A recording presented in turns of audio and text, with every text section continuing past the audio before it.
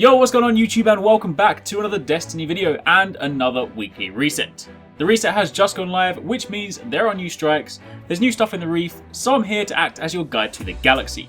First up, your heroic this week is the new House of Wolf strike, the Shadow Thief, and your modifier for this one is Angry, where minions of the Darkness won't flinch even after massive damage.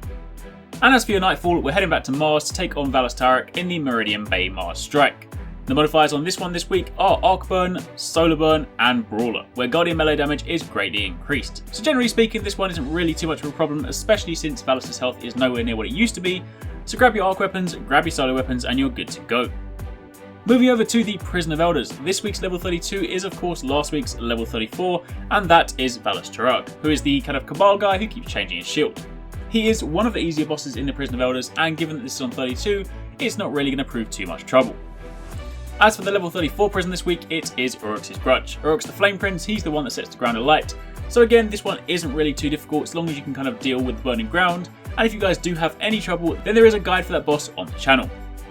Quickly hopping over to the Crucible, super quick mention, this week's rotational playlist is Salvage. Then if we move over to the Reef, first up these are the bounties that Petrivenge has for us this week. Again, if you guys have any trouble finding any of the targets, then I have guides for most of those on the channel.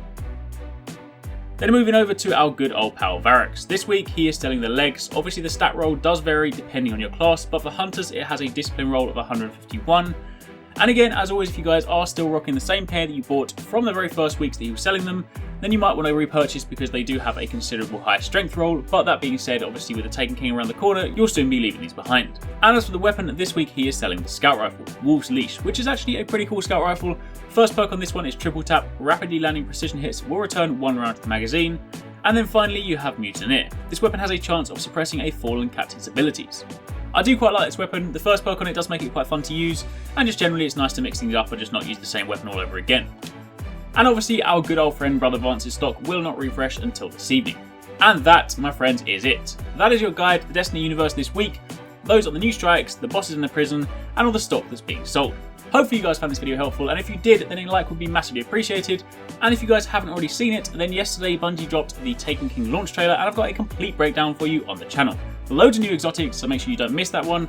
But aside from that, thank you very much for watching, take it easy, catch you next time, peace out.